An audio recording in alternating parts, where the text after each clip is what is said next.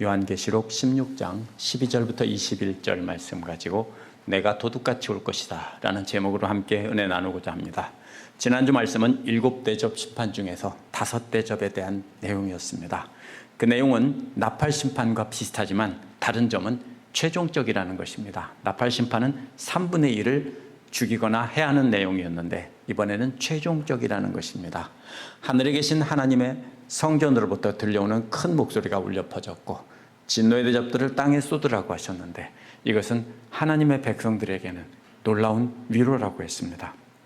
왜냐하면 하나님의 백성들은 하나님께서 그 팔로 안으셔서 유리바다를 건너게 하시고 건너편으로 옮겨 놓으신 뒤에 악인들을 벌하신 것이기 때문입니다. 이러한 심판 중에 5가지 심판은 구원받은 자들이 하나님은 의로우시다라고 찬양을 하게 하려는 것이라고 했습니다. 오늘 말씀은 6째 심판과 그 중간에 간주와 같은 설명이 나온 뒤 7째 심판이 나오는 장면입니다. 악한 자들에 대한 마지막 심판이 준비되자 사탄의 삼위일체들은 땅의 왕들을 모아서 하나님과 전쟁을 준비하는 장면입니다. 그러나 깨어서 자기 옷을 잘 지켜서 부끄러움을 당하지 않는 사람들에게는 복된 심판이라고 하셨습니다. 이 전쟁은 믿는 자들과 사탄의 세력들 간의 전쟁이 아니라 하나님과 사탄의 세력들 간의 전쟁입니다. 아까 부른 찬송에도 전쟁은 하나님께 속한 것이라고 했죠. 바로 그 뜻입니다. 그래서 제가 그 찬송을 계시록을 배경으로 두고 있는 것이다라고 한 겁니다. 전쟁은 하나님께 속한 것이고요. 믿는 자들은 깨어 기도하며 거룩한 옷을 늘 간직하고 자신을 거룩하게 지키면 되는 것입니다. 이 말씀을 통해 하나님의 심판의 날을 바라보며 우리는 어떻게 도적같이 말 심판의 날을 준비할지 다시 한번 생각해 보도록 하겠습니다. 12절은 6째 심판의 내용입니다. 6째 천사가 그 대접을 큰 강 유프라테스에 쏟았다고 했습니다. 그러자 강물이 말랐다고 했습니다. 강물이 마른 것은 무슨 뜻일까요? 여러 가지로 해석합니다. 홍해가 마른 것을 가지고 기적적인 구속이나 하나님의 백성에 대한 축복의 상징이라고 말하기도 합니다.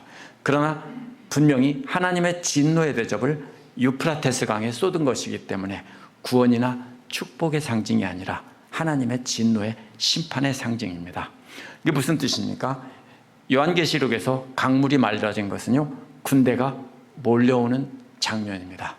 강물은 자연적인 성과 같이 이렇게 보호하는 역할을 하는데요.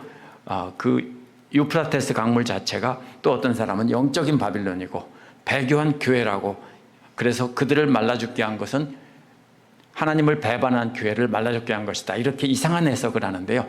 영적으로 은혜스러운 해석을 하는 것이 항상 옳은 것은 아닙니다. 그래서 그렇다면 강물이 말라버린 것은 무슨 뜻이냐면요, 9장 14절 15절에 나오는 6째 나팔 심판과 비교해 봐야 됩니다. 6째 심판에 나팔이 불었을 때 큰 강 유프라테스에 매여있던 4천사를 풀어주라고 했는데요, 그들은 3분의 1을 죽이기로 준비된 자리라고 했습니다. 4천사는 하나님의 죄수로 붙잡혀 있었는데 잠시 풀어줘서 땅의 3분의 1의 사람들을 해하라고 한 것입니다. 그렇다면 큰 강 유프라테스가 마른 것도요, 역시 악한 자들을 죽이게 하려는 것이다, 이런 뜻입니다.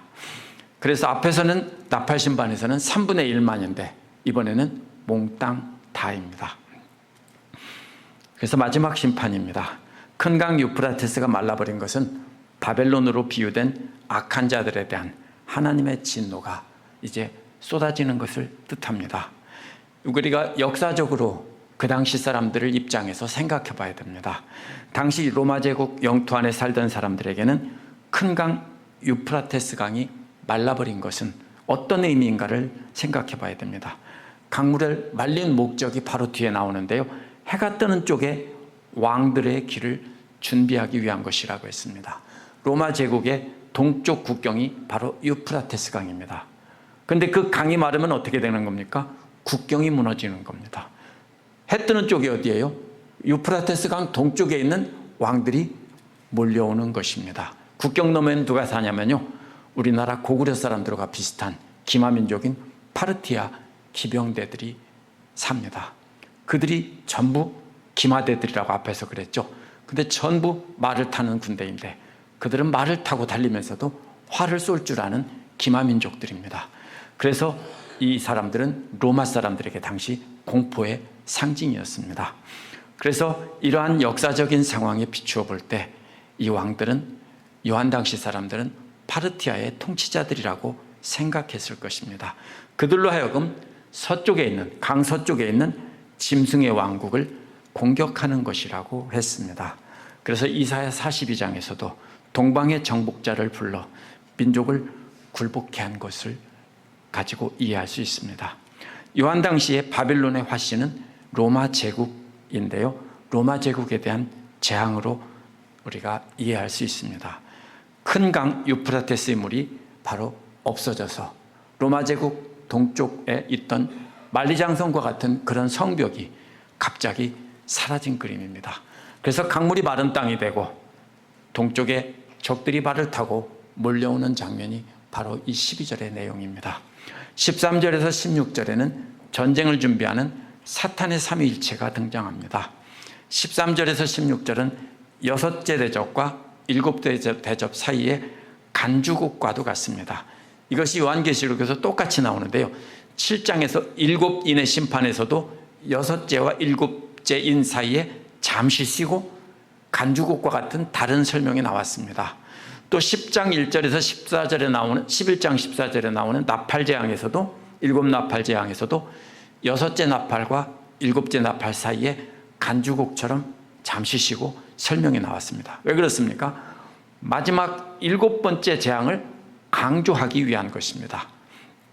그래서 여기서도요, 역시 일곱째 마지막 대접 심판이 나오기 전에 하나님의 대적하는 준비를 하는 사탄의 군대들이 마지막 발악하는 장면을 간주국처럼 넣은 것입니다. 그래서 이 여섯째 대접을 쏟은 것이 바로 짐승과 용과 짐승과 거짓 예언자들을 움직이도록 한 것입니다. 하나님이 진노의 대접을 쏟자 뭐라고 합니까? 우리가 이대로 죽을 수는 없다, 싸우자라고 한 것입니다. 그래서 하나님이 천사를 시켜서 여섯째 대접을 유프라테스 강에 쏟으셨기 때문에 13절은 사탄의 삼위일체인 용과 짐승과 거짓 예언자들, 앞에서는 뭐라고 했습니까? 용과 바다에서 올라온 짐승과 육지에서 올라온 짐승인데 앞에서는 육지에서 올라온 짐승이 거짓 예언자다 이렇게 설명이 되어 있죠. 여기서는 처음부터 세 번째는 거짓 예언자라고 했습니다. 이 세 가지를 성부, 성자, 성령을 흉내낸 사탄의 삼위일체입니다. 그래서 사탄을 가리키는 용과 바다에서 올라오는 짐승과 육지에서 올라온 짐승인 거짓 예언자들의 입에서, 이 세 입에서 더러운 영 세 마리가 나오는 것을 봤다고 했는데 그것은 마치 개구리처럼 생겼다라고 했습니다. 개구리가 무슨 뜻입니까? 출애굽기 8장에 나오는 개구리의 재앙을 떠올려 봐야 됩니다. 개구리는 부정함의 상징입니다. 그래서 악한 영입니다. 개구리처럼 생긴 세 마리에는 영은 더러운 영이고 악한 영적인 존재입니다. 그런데 왜 부정하고 더러운 악한 영을 개구리 같다고 했을까요? 개구리가 어떻습니까? 시끄럽죠. 시끄럽게 울기는 하는데 아무 의미가 없죠. 바로 그런 것입니다. 이 속이는 영들이 그렇게 시끄럽게 울어대는데 그 의미는 아무것도 없는 거짓말들입니다. 부정하고 악한 영이 개구리 같은지 설명한 것이 14절인데요. 이 영들은 귀신의 영들이라고 했고 그 영들은 기적을 행하면서 세상의 왕들에게 나간다고 했습니다. 여기서 세상이라는 말은 지구 전체를 뜻하는 게 아니라 그 당시 로마 제국의 영토 안에 있는 지역을 뜻하는 것이고요. 로마 제국 사람들은, 그리스 로마 세계 사람들은 자기들이 사는 세계를 세상이라고 불렀고요. 그 밖에는 뭐라고 불렀냐면 사람이 아닌 야만인들이 사는 곳이라고 이렇게 생각했습니다. 그래서 여기서는 로마 제국의 전체 영토 안에 있는 왕들에게 나간다고 했습니다. 그래서 이러한 악한 영들이 일반인보다 세상의 통치자들에게 임한다고 했는데요.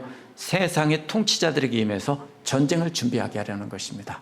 전쟁을 준비하게 하려면 왕들을 움직여야 되죠. 그래서 하나님께서 로마 제국의 동쪽 국경에 유프라테스 강을 마르게 하고 사탄의 왕국을 공격하려고 하자 이제 악한 영들은 전쟁을 준비하는 것입니다. 그러나 이것은 실제로 로마 제국이나 뭐 파르티아나 이런 게 아니고요. 비유입니다. 그 당시에 그런 것에 대한 영적인 전쟁에 관한 비유입니다. 거짓 예언들과 기적들로 사람을 속이는 것이 바로 영적인 전쟁입니다. 실제 전쟁이 아닙니다. 악한 영들이 로마 제국의 통치자들에게 나가는 것은 사탄의 삼위일체가 그런 통치자들을 모아서 그들을 속여서 그들로 하여금 믿는 자들을 핍박하고 제대로 믿지 못하도록 하게 하려는 것입니다. 이것이 전쟁입니다. 이렇게 전쟁 준비를 하고 있는 악한 영들에 대해서 말한 뒤 갑자기 15절에서 엉뚱한 말이 나옵니다. 보아라, 내가 도둑같이 올 것이다 라는 것입니다. 그래서 세 번역은 이 말에 앞뒤 문맥에 맞지 않기 때문에 그래서 괄호를 표시해놨죠. 후대에 끼워 넣은 것이다. 왜냐하면 연결이 안 돼요 라고 합니다. 그러나 성경 사본을 다 뒤져봐도요, 이것은 후대에 끼워 넣은 것이 아니라 처음부터 있던 것입니다. 그렇다면 이것은 요한이 자기 생각을 넣어서 설명한 것이다 이렇게 말하는데 그것도 아닙니다. 이것은 주님의 목소리가 갑자기 들려왔는데 환상 중에 그 주님의 목소리를 그대로 받아 적은 것입니다. 뭐와 같습니까? 베드로후서 3장 10절 13절에서와 데살로니가전서 5장 2절에서도 똑같은 말이 나왔습니다. 그러나 베드로와 바울이 만들어낸 것이 아니라 예수님의 가르침입니다. 어디에 나옵니까? 마태복음 24장 43절 44절에 보면 주님이 어느 날에 오실지 알 수 없기 때문에 깨어있으라고 하면서 도적같이 온다라고 하신 말씀이 나옵니다. 요한계시록에서도 주께서 도둑같이 오신다는 말씀은요, 악한 자들을 심판하시기 위해 주님께서 갑자기 임하신다는 겁니다. 근데 세 번역은 그날이 도둑같이 올 것이니 깨어서 자기 옷을 갖추어 입고 있으라고 번역했습니다. 영어의 ESV나 NIV를 따라 그렇게 번역했는데요. 근데 원어는 그런 뜻이 아니라 개역처럼 깨어서 자기 옷을 지키라는 겁니다. 근데 말이 안 되죠. 누가 옷을 벗어놓고 옷을 지키고 있어요? 입고 있으면 되지. 그렇죠? 그래서 세 번역이나 영어 다른 번역들은 이것은 옷을 지키는 게 아니라 옷을 입고 있는 게 지키는 거다 이렇게 생각했습니다. 무슨 생각입니까? 현대인의 사고방식으로 고대 문맥을 이해하지 못하기 때문에 그렇게 잘못 번역하는 것입니다. 대부분 다 그렇게 해석합니다. 그러나 원어의 뜻은 분명히 옷을 벗고 자면서 옷을 잘 지키는 그림입니다. 왜 옷을 벗고 자면서 옷을 잘 지킬까요? 이어서 도둑 맞은 뒤 벌거벗고 돌아다니며 부끄러움을 당하는 장면이 나오기 때문에 이것은 분명히 원문의 문맥은 옷을 벗고 자다가 옷을 도둑 맞았다라는 뜻입니다. 옷을 벗고 자다가 옷을 지키지 못해서 도둑 맞으면 부끄러움을 당한다 이런 뜻이에요. 분명히. 그래서 그 당시 사람들은 더운 계절에는 옷을 벗고 자는 것이 흔한 일이고 옷이 더럽혀질까 봐 잘 때는 따로 벗어놓고 벗고 자는 것이 흔한 일이었다고 합니다. 그렇게 자다가 옷을 도둑 맞아서 벌거벗은 채 내 옷 내놓으라고 막 쫓아가다 보니까 사람들에게 부끄러움을 당하는 장면이다 이렇게 생각하겠습니다. 하기도 합니다. 오늘날 같으면 누가 옷을 훔쳐갔는데 옷 찾기 위해서 벌거벗고 쫓아가지 않겠죠? 딴 옷 있으니까. 근데 옛날 사람들은 그게 아니에요. 옷은 굉장히 귀한 것이고 더 이상 옷이 없기 때문에 어떻게든지 찾아야 합니다. 그렇게 이해할 수도 있는데요. 이것은 자기 옷을 지키는 사람이 복이 있다는 말이 옷을 벗고 누워 자지만 깨어 있어서 그 옷을 도둑으로부터 잘 지키는 장면입니다. 원문 자체가 그렇게 말하고 있습니다. 이런 경우에 요한계시록에서 답을 찾아야 됩니다. 과연 옷을 입고 자는 거냐? 그래서 지키는 거냐? 아니면 옷을 벗어놓고 잘 지키는 거냐? 3장 3절에 보면 예수께서 도둑같이 오신다는 말이 나오는데요. 3장 3절에서 뭐라고 말합니까? 받은 것과 들은 것을 잘 간직하여 지키라고 했습니다. 받은 것이 뭐라고 했습니까? 구약 성경이라고 했고 들은 것은 예수님에 대한 증언들이라고 그랬죠. 그러면 하나님 말씀을 받은 것을 글로 받은 것과 말로 받은 것을 잘 간직하라는 의미로 3장 3절에서 말씀하셨습니다. 고대 사람들에게 가장 값비싸고 중요한 개인적인 소지품은 옷입니다. 특별히 겉옷입니다. 그래서 옷을 벗겨가는 얘기가 나오고 예수님 돌아가실 때도 옷을 제비 뽑아 나누는 장면이 나오죠. 한번 상상해 보세요. 옷을 옷감 가느다란 실로 한 올 한 올을 짜가지고 옷감을 짠 다음에 그걸로 바늘로 옷을 꿰매서 만든다면 얼마나 많은 시간이 걸릴지 한번 상상을 해보십시오. 오늘날처럼 기계로 짜는 상황이 아닙니다. 그래서 고대에는 옷은 굉장히 귀중한 재물이었습니다. 이러한 옷이 평상시 입는 옷이 아니고요, 예복이라면 절대로 입고 뒹굴면서 잘 수 없습니다. 그렇죠?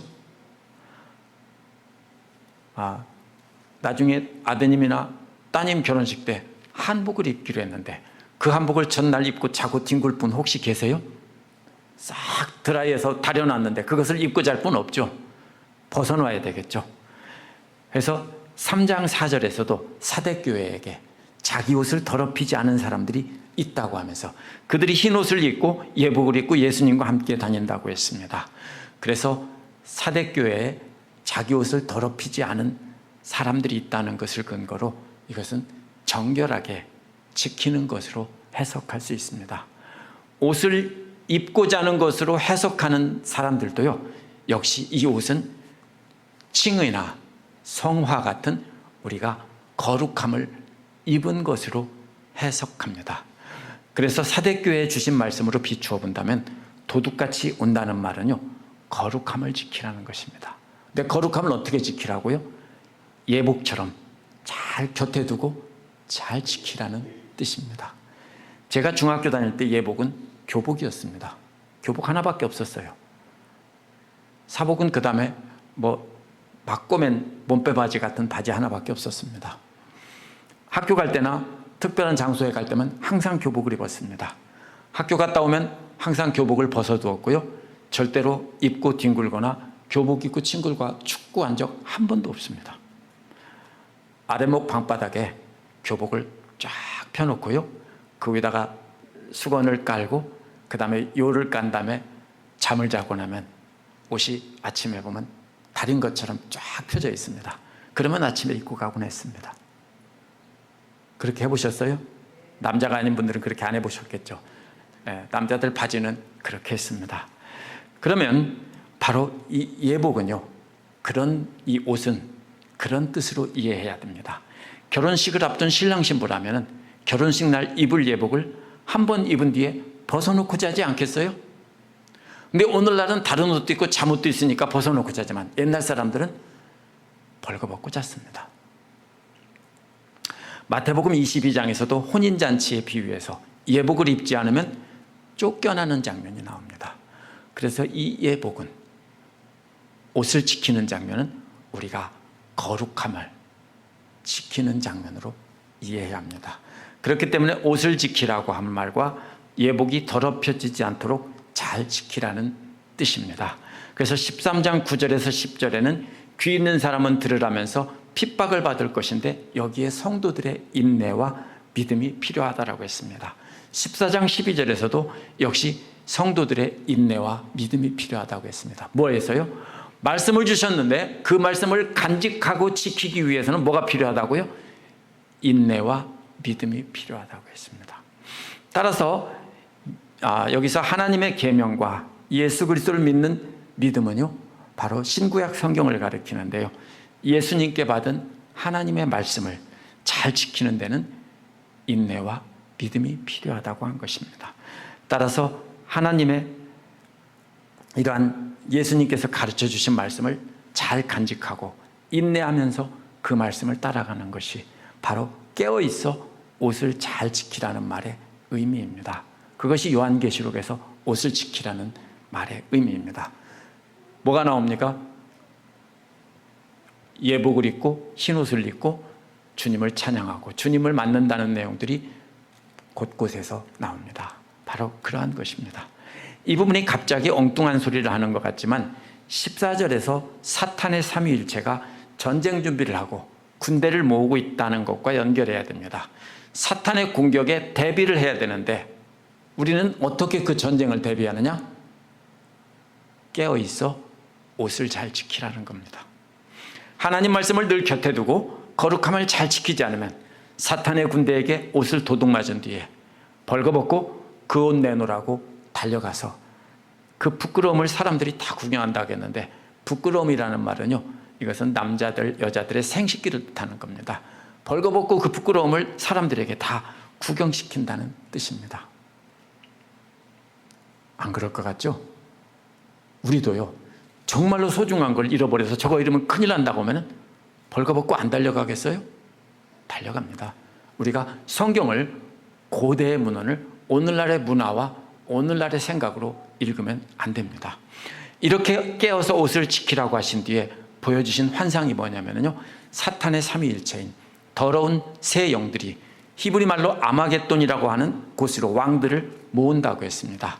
아마겟돈이라는 말은 지명이 아닙니다. 땅 이름이 아니라 본래 히브리어로 하르마겟돈인데요, 하르는 산이고 마겟돈은 무깃도라고 하는 지명이 이렇게 바뀐 것입니다.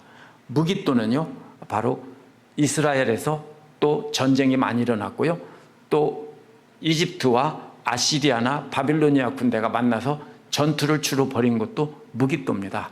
그래서 유대인들은 많은 군대들이 모여있는 그런 곳에 상징처럼 이스라엘 사람들에게 이해가 됩니다. 그래서 무깃도 산으로 왕을 모은다는 뜻이 아마겟돈이라는 뜻입니다. 그런데 그곳은 넓은 평지이고 산이 없기 때문에 어떤 사람들은 이건 도시다 이렇게 하지만요, 그러나 이것은 그렇게 해석하는 데는 무리가 있습니다. 그래서 거기에 오늘날 가보면은 커다란 언덕이 있고 그 위에 유적들이 있습니다. 옛날에 도시를 세울 때는 그냥 평지에다 세우지 않고 약간 높은 곳에다가 세우고 성을 쌓았습니다. 어쨌든 이곳은 평지입니다. 근데 왜 무깃도의 산이라고 했을까요? 무깃도는 고대 이스라엘 사람들에게 아주 중요한 전쟁터인데요, 이스라엘은 우리나라처럼 산이 대부분입니다. 우리나라의 평야가 어디 있을까요? 김해평야, 경기도에 또 어디입니까? 전라도 호남평야 일부가 있고요, 그리고 대부분은 우리나라는 산이 안 보이는 곳이 없습니다. 이스라엘도 똑같습니다. 다 산입니다. 근데 산이 없는 넓은 공터에 수많은 군대들이 모일 수 있는, 서울로 말하면 여의도 광장 같은 곳은 무깃도밖에 없습니다.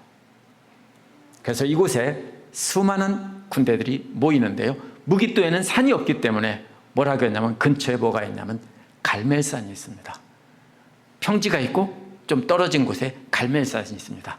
그 넓은 평지 전체를 무깃도 평야라고 본다면은, 평지라고 본다면은, 그런데 뭘로 볼까요? 다 평지면은 근처에 가까운 지형지물을 가지고 말하겠죠.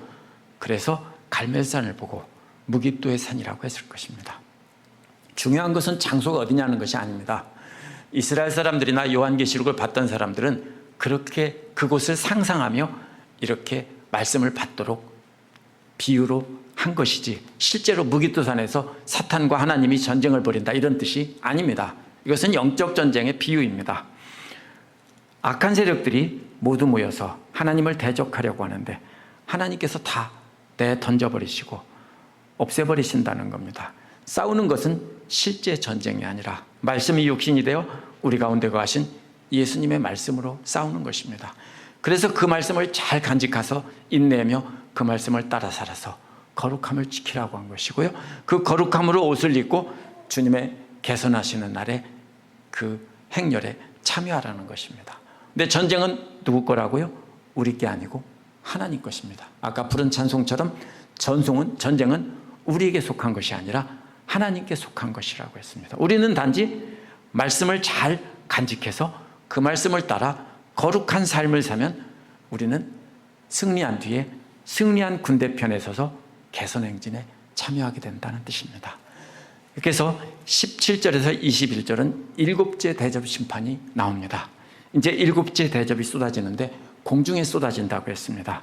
일곱째 대접 심판의 배경은요, 출애굽기 9장 22절에서 24절에 나오는 우박이 공중에서 떨어지는 장면입니다. 공중은 악한 영들이 존재하는 공간이기도 합니다. 그러나 공중에 진노의 대접을 쏟아서 우박처럼 하나님의 진노가 쏟아진다면 어떻겠습니까? 온 세상에 우박처럼 하나님의 진노가 쏟아진다면 그 우박을 피할 수 있는 곳은 아무도 없습니다. 제 아내가 지난번에 휴스턴 갔다 오다가 레이크 찰스 그 부근에서 우박을 만났는데요, 우박이 이만했다고 합니다. 그래가지고 움직이지도 못하고 한 곳에 서 있으면서 두려워 떨었다고 했습니다. 미국에서 기록된 가장 큰 우박이 얼마쯤 되는지 아십니까? 그 우박이 나오는데요, 그 사우스 다코타에서 실제로 큰 우박이 쏟아졌는데 8인치가 넘는 우박이 한참 동안 쏟아졌던 기록이 있습니다. 그러면요, 이러한 우박이 이렇게 쏟아진다면 아무도 피할 수 없고 다 망할 수밖에 없다는 겁니다. 공중에서 쏟아진다는 말은 그 밑에 있는 땅에 있는 사람들은 그 우박을 다 맞습니다. 마치 이런 것과 같습니다. 하늘에서 온 하늘에 공중에 비가 쏟아지는데 그 비를 피할 수 없죠. 바로 그런 것입니다. 그래서 이어서 또 뭐가 나옵니까? 큰 음성이 보좌에서 나왔다고 했고요, 하나님의 음성입니다. 그리고 뭐라고 했습니까? 다 되었다라는 말이 나오는데요, 하나님의 심판이 완성되었다는 뜻입니다. 18절에 보면 번개와 음성과 천둥과 큰 지진으로 나누는데요, 이것은 항상 하나님께서 임하셨다는 의미입니다. 이러한 큰 지진은 땅 위에 사람들이 생겨난 이후로 한 번도 없었다고 했습니다. 엄청난 지진이라는 것입니다. 이 세 가지는 사람의 세 가지 감각을 가지고 말하는 것입니다. 첫 번째가 뭡니까? 공중에서 한꺼번에 쏟아지는 번개는요, 모두가 다 볼 수 있는 것입니다. 그렇죠? 번개가 번쩍하면 그 하늘 아래에 있는 사람은 다 보겠죠. 누구나 다 볼 수 있는 거죠. 또 진노의 음성과 천둥 소리는 누구나 다 들을 수 있는 것입니다. 마지막으로 큰 지진은 볼 수도 없고 들을 수도 없는 사람조차도 뭘로 느낄 수 있습니까? 흔들리는 것을 몸으로 느낄 수 있다는 뜻입니다. 그래서 사람의 이런 세 가지 감각으로 모두가 다 느낄 수밖에 없다는 것입니다. 이로 인해서 큰 도시가 세 쪽 났다고 했는데, 큰 도시는 바빌론이라고 되었고 하나님 앞에서 기억되었다라고 했습니다. 무슨 뜻입니까? 하나님께서 멸망시키기로 작정을 하고 기억하고 계셨다라는 뜻입니다. 민족들의 도시들이 무너졌다고 했는데, 이것은 요한 당시 사람들은 로마라고 생각했고, 민족들의 도시는 로마 제국의 안에 있는 여러 큰 도시들을 뜻하는 것입니다. 그래서 모든 악한 자들이 단번에 망하는 장면이고요, 더 이상 하나님이 친절하게 3분의 1만 하면서 기다리면서 회개하기를 기다리는 인내는 더 이상 없다라는 뜻입니다. 이로 인해서 악한 자들만 망한 것이 아닙니다. 20절에 보면 뭐가 나옵니까? 모든 섬들이 사라졌다고 했는데, 원어는요, 도망갔다는 뜻입니다. 섬들이 무서워서 다 도망갔다는 뜻입니다. 그리고 산들은 발견되지 않았다고 했습니다. 섬과 산이 왜 나왔을까요? 바다에서 높이 솟은 봉우리는 섬이에요. 물을 빼고 나면 섬도 결국 뭡니까? 높은 산입니다. 육지에서 높이 솟은 것은 산입니다. 이 모든 것들이 다 사라져서 도망가 버렸다는 뜻입니다. 평지가 되었습니다. 악한 자들만 없어진 것이 아니라 섬과 산들까지 다 사라졌다는 것입니다. 하나님께서 종말론적인 심판을 하시고 진행하시는데, 하나님의 길이 되기 위해서 평평하게 된 것으로 해석하기도 합니다. 그런데 여기서 한 달란트의 크기가, 우박이 한 달란트라겠죠. 무게가 한 달란트가 얼마인지 정확히는 알 수 없지만 보통 100파운드 정도라고 봅니다. 고대, 예를 들면 금 한 달란트면 금 100파운드 정도 되는 것입니다. 지금까지 기록된 가장 큰 우박은요, 2010년 7월 23일 사우스 다코타의 비비안에 떨어진 우박입니다. 지름이 8인치고요, 무게가 한 개가 1.9파운드였다고 합니다. 우박 한 개가 1.9파운드래요. 얼마큼이죠? 쇠고기 덩어리 웬만큼 되는 양이 그냥 무게가 떨어졌다는 겁니다. 이 우박은 굉장히 큰데, 오늘 본문에 나오는 것에 얼마밖에 안 됩니까? 50분의 1도 안 됩니다. 50배 이상입니다. 최소한. 물 12갤런이 얼어야 이 정도의 우박이 될 수 있습니다. 1갤런짜리 물인데 12갤런 들 수 있어요? 밖에 있는 물통이요, 5갤런입니다. 이따 가셔서 2개 한번 들어보세요. 그러면 10갤런입니다. 근데 그보다 훨씬 큰 것이 땅에 떨어진다는 뜻입니다. 섬과 산들이 다 사라진 뒤에 마지막으로 이러한 우박이 쏟아진다면 무슨 뜻입니까? 이건 그 아래에는 아무것도 남지 않고 완전히 멸망한다는 뜻입니다.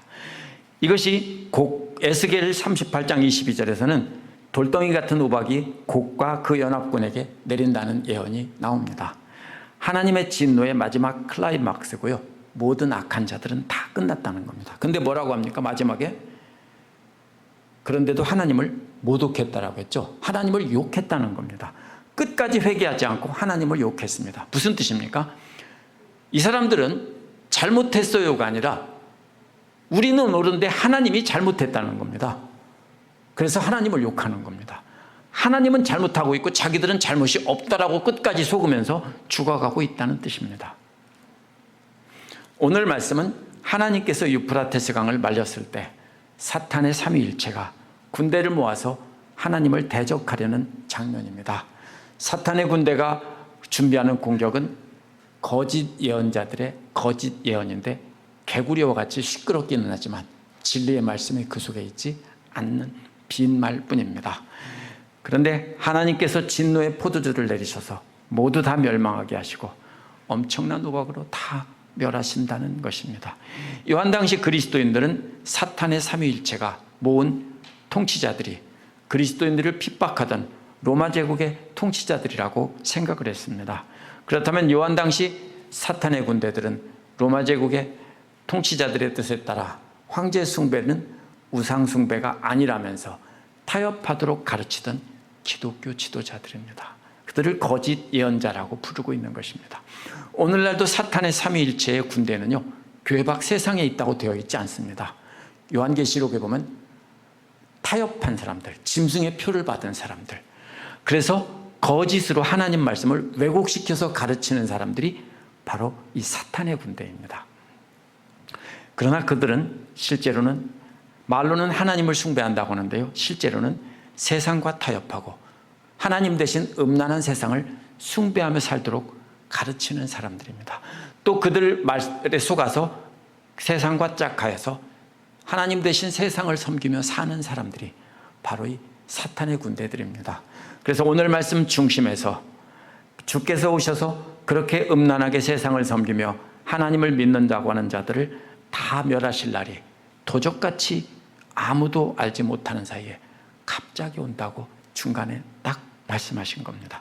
그러니 항상 깨어 있어서 자기 옷을 잘 지키는 자가 복이 있다고 한 것입니다.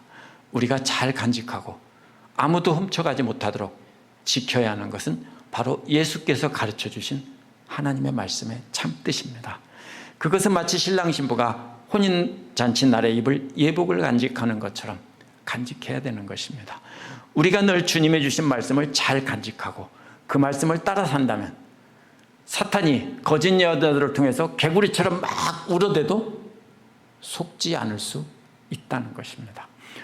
그러면 도적같이 말 심판의 날에 그 말씀이 주는 거룩함의 예복을 입고 주님과 함께 승리 행진에 참여할 것이라는 것입니다. 기도하겠습니다.